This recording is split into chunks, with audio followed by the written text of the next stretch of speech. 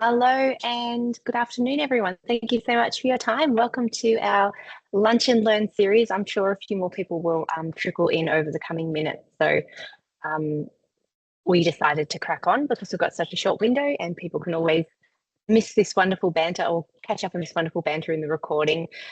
Before I throw to Sachin, who we're really looking forward to hearing from around the communications of the ITD that's building, I just wanted to throw to Liam for a quick AI update.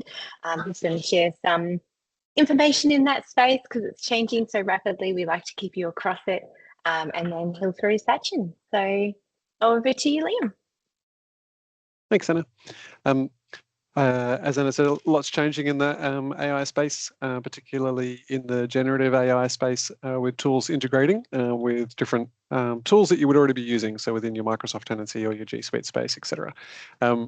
Rather than talk at length about conceptual things, today I just want to highlight a tool which is new-ish and is worth looking at, or giving some thought to, in terms of you might be able to use a tool like this, but you might also just be inspired by the thought of how this is being approached and whether or not there are other tools that could serve your organization or your personal workflow. So today's tool is Notebook LM.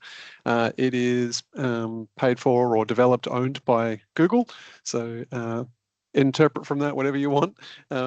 The way Notebook LM works is it's designed for you to upload resources into your environment and then interact with them like a research project. Even though its foundations or its target is that research project space, you can use it for anything. You could use it for a project within an organization. So if you had an internal project that you were running, you could upload all the project collateral, and then the AI engine that's within there and the large language model, the LLM, would be just interacting with that data that you fed it and then with the extra content that you're adding in. So you could have it then at the end of each week provide a verbal update for everybody that people could listen to on the progress and things that have changed in that week. Or you could have a conversation with it about aspects of that project. Or again, if you were doing a research piece, you could upload some collateral that you've been reading, some research that you might need to consume from other parties, or if your kids are, we're probably, for those who are interested in this kind of tool, they're into exams by now, but your kids might want to upload a book that they have definitely read and are not just feeding into a model to tell them the answers, but then ask them about what are the key themes within this book, or I need to write an essay about blah, I'm going to cover off on these topics, help me get started, or something like that.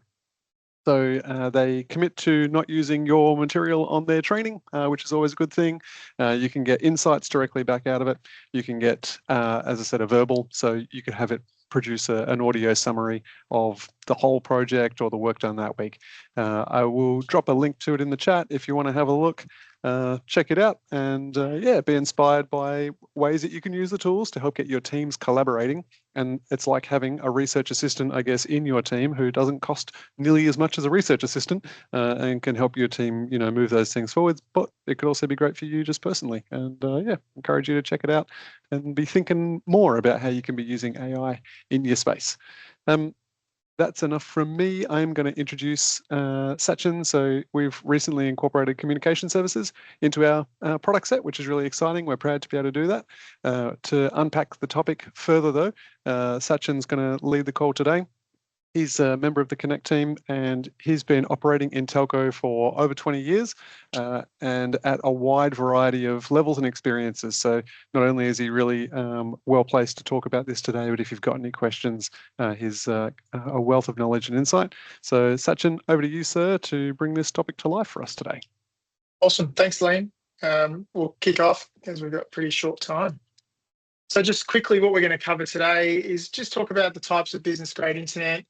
You might have various needs within your business. So we'll just talk about sort of what sort of internets are out there and what you would use within your business. And I'll touch on what the NBN's actually done over the last 10 years, just to give you a feel for sort of the impact that it's had to the productivity and the growth of the economy. We'll talk about keeping a healthy service. So just the things that you should look at. The things that are important from your business, why you need good internet in this day and age, and how we can help you. We'll talk quickly about business grade phone systems. So, some of you might have on-prem systems, some of you might already be hosted, and there's a bunch of unified communication platforms out there. So we'll just touch on what's right fit for purpose, how you'd make that assessment, and obviously, how you would incorporate that into your business needs. And then lastly, we'll touch on the advantages of an integrated service. I think Anna's going to take that one. Really, why VITD has taken this on and how we feel that it can help your business. So just quickly, this is an Accenture report that was done into the NBN. Obviously, it's been around for 10 to 12 years now. You can see it's had massive impact on GDP, job creation, and new businesses. And really, when you boil that down, it's that ultimately, back in the day, what internet you got was very much a potluck. Depending on where you happen to live, what the quality of the copper was in your area. Those of us that had ADSL back in the day, that distance from the exchange and all these things would matter on what your speed was. So NBN's ultimately meant that there's a baseline of internet that everybody can get now. It's available whether you live in the city, whether you live in the inner city, whether you live in the regions, and really just about anywhere in Australia, you have that equalised opportunity to be able to access the NBN. It obviously then flows through to improving employment and income opportunities, uplifting education, just the ability for people to engage digitally, to engage online, to buy products and services. It's changed that whole world from, your retail shops. Businesses as well now have access to many, many more people and customers that they previously didn't, because people now have that ability to access that broadband speed wherever they are.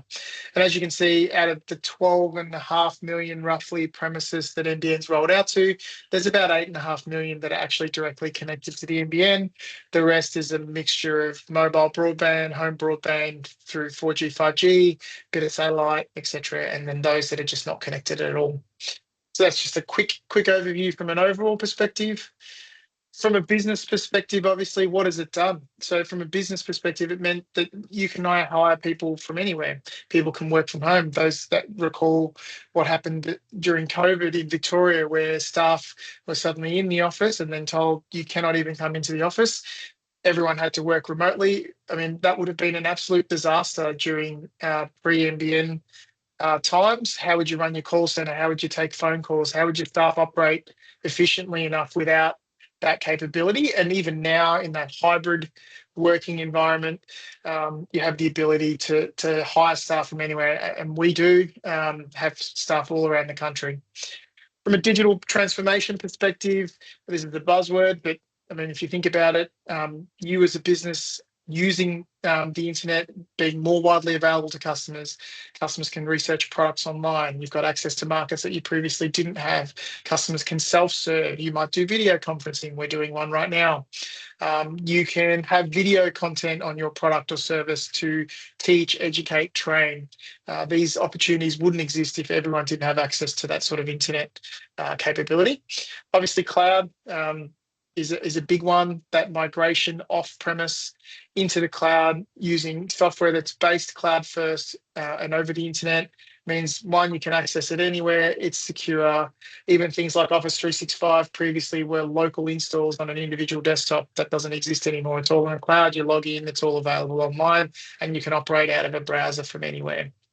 From a staff engagement perspective, it's driven that ability for staff to remain connected, to be able to use these tools, things like what Liam just mentioned from AI and things like that. They would have been very hard to implement back in the day.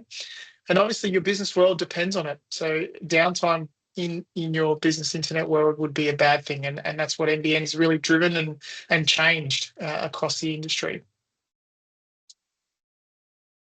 So you might get a bit confused. You might be like, well, there's so many different providers, there's so many different options.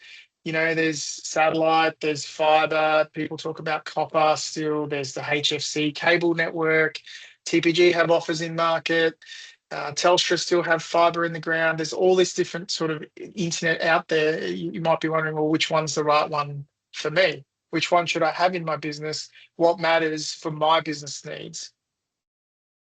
And there's all different types. They all have different speeds, they have different coverage, they have different capabilities. So from an NBN perspective, if we just touch on that, they've really been driving. So you might recall when NBN was first released, it was going to be fibre to everywhere, and every premises are going to have access to fibre. Obviously, that politically was changed, and probably for good benefit. It reduced the amount of time to roll the network out. So if you think 12.5 million premises have to be rolled out, if we're going to put fibre everywhere, that means digging up in the ground. That install into the premise, whether at business or home, is more complex. It takes longer. So they went with a quicker way to get sort of a base level of internet. And that first target was 25 megs to everybody. It's now moved to 50, 100, and next year we're going to see sort of 500 and 1 gig and 2 gig offerings coming to the home. So NBN are now enabling that fibre push. They're overbuilding the fibre to the node and fibre to the curb, the copper-based networks. They're going to overbuild those networks with fibre, and you as a business now have access to that. If you're in the eligible footprint, you can get fibre installed into your premise for nothing. They'll do it as long as you connect to a 100 meg plan or higher for a period of 12 months. You can now deliver that fibre directly to your premise for no cost. So the idea of fibre is ultimately faster and more reliable, fewer faults, less dropouts. It's replacing that old copper network that is aging, is more prone to those sorts of issues, and fibre is the future. So I've just mentioned that your 50, 100, 250 meg plans within 12 months, September next year, are going to be 500, 1 gig and 2 gig plans as a base level at broadband. And they're already testing 10 gig and 100 gig as well. Now, that may seem far-fetched. When am I ever going to use anything like that? But, you know, with the thing that sort of Liam has touched on with AI and quantum computing and things like that, we're going to see that bandwidth requirement increase more and more and more. 4K, 8K, multiple screens, real-time, telehealth, all of those things are going to need more bandwidth, and it just continues to grow as it gets rolled out. So fibre is pretty important. From a NBN connection type, so just sort of distilling it down a bit more, there's really 3 flavors. There's the residential flavor. This is really aimed at home users or your SOHO if you work from home. These sorts of connections are perfectly fine. You can see there's a number of range of speeds available depending on sort of what connectivity you have available. It's a best effort service, but it's cheap. So, you know, if downtime can be tolerated, if you've got your mobile, etc., it's fine, perfectly fine for that home and SOHO business.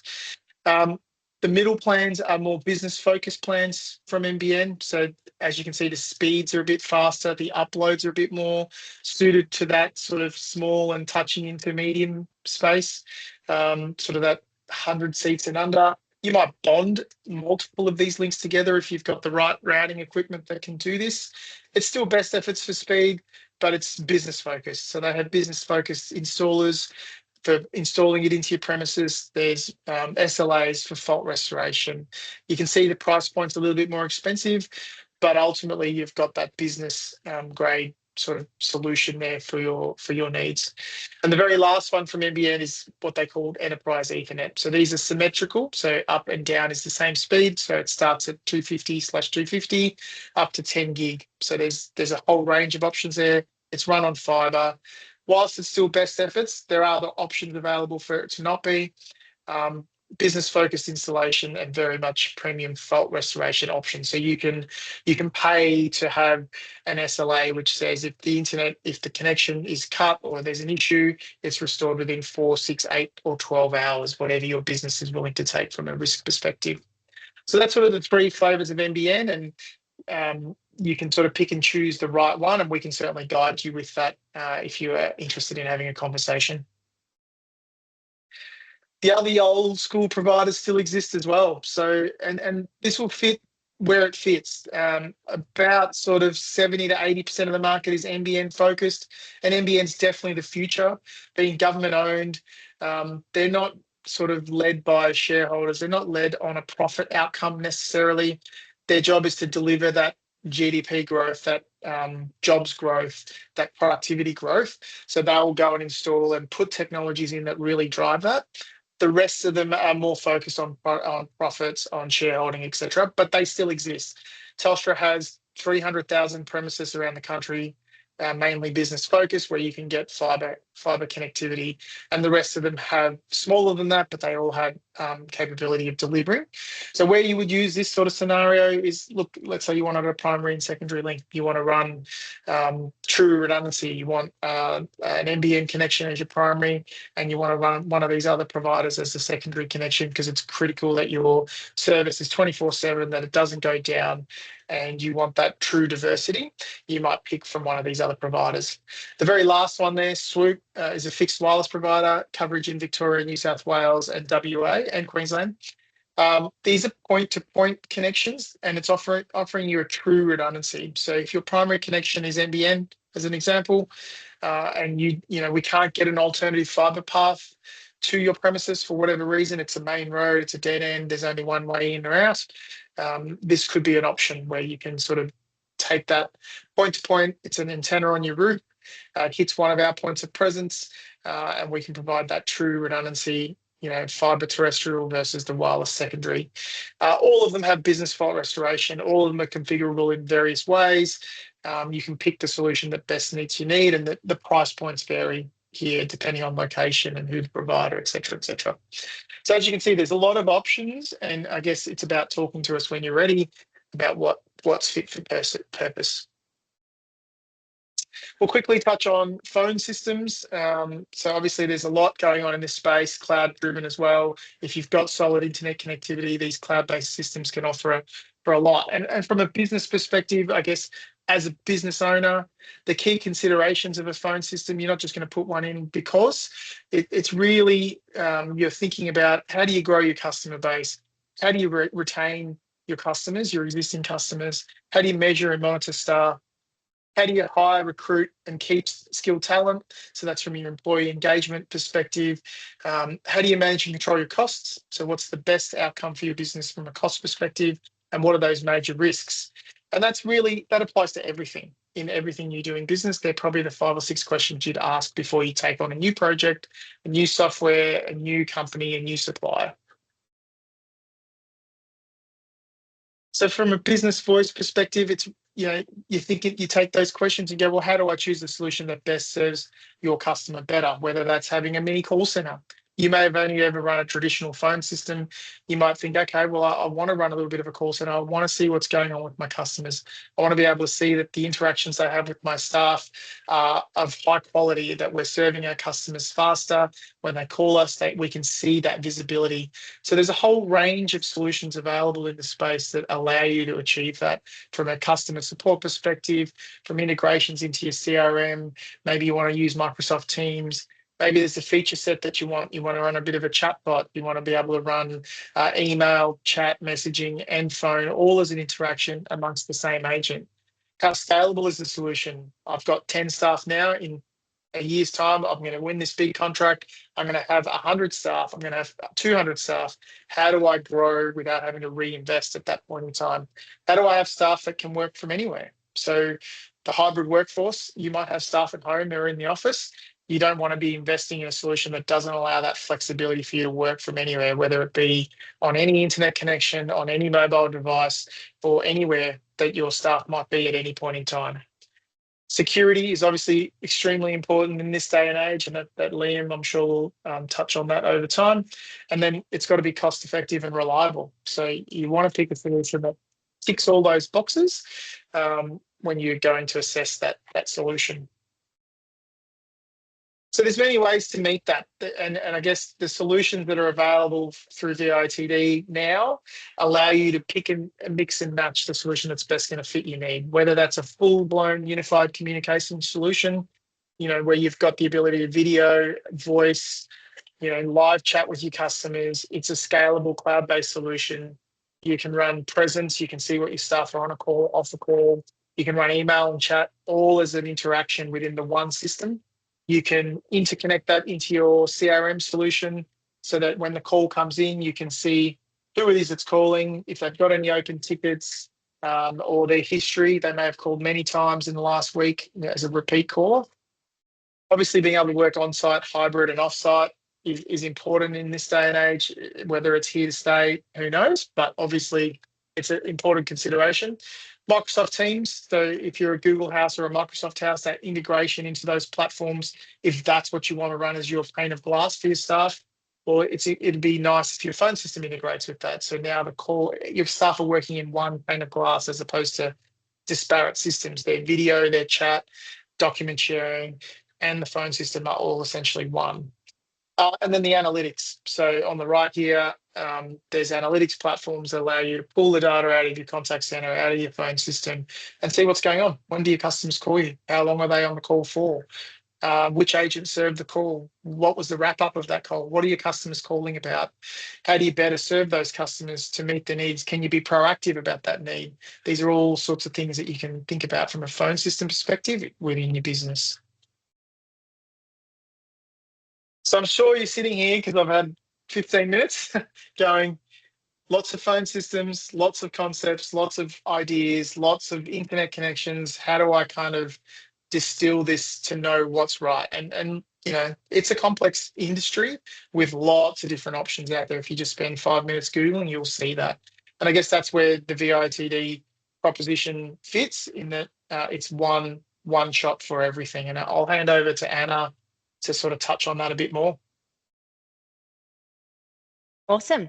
Thank you so much, Sachin. And I hope you guys have found that as informative as I have. I've really enjoyed getting to know this side of, I guess, technology and the solutions that we can provide our clients. And when it comes to why we actually chose to engage with this, the reality is when the internet goes down or your phones go out, you're calling us anyway. So we were bumping into this kind of repetitive, we've got to then go and source from the third party the issue. And we didn't necessarily have the SLAs with them, or that you as the client didn't necessarily have the SLAs or the ability to jump the queue, in a sense, for support in the way that we would have really loved to have done. So as a part of our ongoing conversations over the last really 5 to 10 years, we've been looking for the right opportunity and the right ability to add this quiver into, is it a quiver into a bow or a bow into the quiver? One of those two. In either case, to add it in and to be able to deliver that sense of streamlined solutions for our clients, but also a really prioritized troubleshooting ability when your internet does go down, when your phone system isn't working. And also optimization and management of that, being able to deliver that within the scope of our services. So we're really excited. We're really stoked. Our whole team has been on a training journey and a retooling journey around what is out there and what we can offer our clients, and how we can make this a really great experience for you all. So Liam, did you want to add anything to that before I move on? No, all good. So from there, what we're going to be doing is offering a free internet and health check. So anyone who would like to have a review of what their service offering currently is, how that's working for them or not working for them, would happily take a look at that. We might be able to do it cheaper for a different service, or offer a solution that might be more fit for purpose. So if that's something of interest to you and you are an existing customer, get in touch with your ITM or support. If you're not an existing customer and that's something of interest to you, shoot me an email or submit a form via our website, and we're more than happy to start that conversation and look at that for you. So that brings us to 12:38. I wanted to know if there were any questions from the floor. As per usual, I forgot to mention, you're very welcome to pop a question in the chat or in the Q&A. That's a great place for the questions. But just to ask you, Sachin, one, while people are having their good thoughts, VoIP systems or 3CX, Hello Teams, they're very familiar products to our clients, and often we're having those conversations. What's the difference between what's a typical VoIP system and what is a Teams integrated system? And then what that more high-end solution that you were talking about, which has CRM integration, are we talking about different products? Is it one product that people bolt things onto, or how would you approach that conversation with someone and their needs? Yeah, look, it depends really back to what that customer need is. So if you want to go down the Teams path, if Teams is your want and need because you like the Teams client, and a lot of people operate in Teams almost exclusively. You're in and out of meetings all day long. You're chatting in there, your document sharing. So adding voice into that is really easy and can be a way to go. What you sort of give up if you go down that path, and that's your Microsoft Teams Direct, is a lot of functionality that a phone system can provide. So if you think a phone system's been providing call routing, call queuing, the ability to jump in agents in and out, comfort messaging, that ability to really report down to what are my agents doing, what are my staff doing, what are my customers, when are they calling, that engine. So Teams is very much I've got an immediate need just to get voice into my Teams environment and I don't have anything else that I need to do. And that's kind of this, that would be where your journey would end. You literally have a dial pad within your Teams and that's what you do. The second stage of that would be more of a UCaaS, Unified Communications as a Service platform, which kind of gives you both worlds. So you might have the power of the phone system, a bit of contact center, the ability to integrate it into a CRM, the ability to do call center metrics and analyze and do call recording and see what's going on, but you still want that Teams client at the front end, which, you know, is what your staff operate in. It's where they live, but you still get the best of both worlds. So that's the way I would go if it was me giving an opinion, because the scope of what you can do with it over the long term is a lot more. Yeah. So, and the awesome. the last one is just purely a cloud phone system in you know, that's just a basic phone system. So that would be the equivalent of, say, a 3CX, where you can buy what used to be an on-prem phone system like a Samsung or an NEC. It's just essentially replicated in the cloud, and your requirement is literally to make and receive phone calls. That's the simple phone system. Yeah, awesome. And one last question before I cut everyone loose to finish their lunch or go back to work and run into the next meeting, whatever the case may be, is around how often should people be renewing or reviewing their internet service? Because that's something that we definitely set and forget in our home life or our personal lives. How often should people be doing it from a business perspective or even from a personal perspective, in your opinion? From a home user perspective, you know, it's not something that you'll probably look at too often, as long as you're happy with who you are and the speeds are good. Remembering the NBN has kind of given this level playing field. So your selection is not really based on, well, what internet connection am I getting to my premise, or, you know, what speeds, because you should get the same amount of speeds. It's that service differentiation. So who do you call when you have an issue? Are they responsive? Can they proactively monitor it? And as you said, you know, when your customers have an issue, they call us anyway, right? So being able to manage that end to end is probably more of a consideration than the type of internet. From a business perspective, look, things are changing in this space. I think it's important that that happens now. With NBN's rollout of fibre and that overbuild, you know, 90% of businesses and homes will have fibre within the next 12 months. So it's important to start that process now. I don't know what the contract situations are with certain providers, etc., but it's important to have that conversation because things are changing. The speeds that are available, the technologies that are available with things like SD-WAN, the ability to load balance, faster bandwidths available, being, you know, 1 gig, 2 gig. I think it's important to do it. I think now's a great time because there's been change. And same with your phone system. So if you haven't changed in a while, you've sweated your assets, it's worth looking because the technology that exists now could change the way you do business. Yeah. Awesome. Thank you so much, Sachin. Thank you for sharing your wisdom with us in this space and with our clients. Thank you, everyone, for taking the time to jump on the call. I hope you have a sensational day and week ahead, and we look forward to catching you at the next Lunch and Learn. As always, we will send around the recording for anyone who would like to share it or like to review it. We'll be doing that shortly. Awesome. I've just been told one more thing. Sorry. Oh, yes, I've already covered that. Thank you very much. Just sorry, guys. Yes, all good. Thank you for coming, and we'll catch you later. Cheers. See ya. Bye.